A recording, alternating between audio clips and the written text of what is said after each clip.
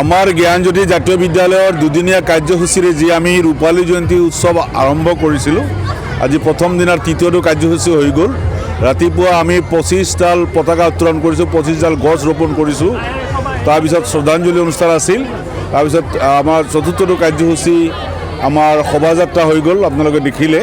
ইয়াৰ পিছত আছে প্ৰাক্তন ছাত্ৰ ছাত্ৰীৰ সমাৱেশ আৰু আবেলি আছে ছাত্ৰ ছাত্ৰীৰ সাংস্কৃতিক অনুষ্ঠান।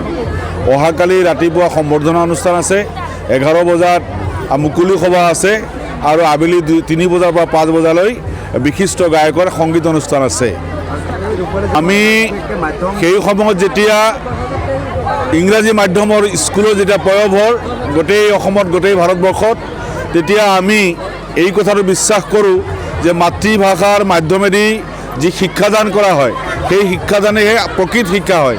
এই কথাটোকে সাৰোগত কৰি অসমত 1994 চনত যি অসম জাতীয় বিদ্যালয় সাংসদ গঢ়ি উঠিছিল প্ৰাত কৃষ্ণ কুমাৰ বৰাৰ নেতৃত্বত, সেই আৰ্হিতে আমি 1998 চনৰ 6 জানুৱাৰী তাৰিখে চাপৰত প্ৰাত প্ৰসন্ন কুমাৰ দাস ডাঙৰীয়াৰ নেতৃত্বত আমি জ্ঞানজ্যোতি জাতীয় বিদ্যালয় স্থাপন কৰিছিলোঁ। আজি বিদ্যালয়খন ইতিমধ্যে 25 বছৰ সম্পূৰ্ণ কৰিছে।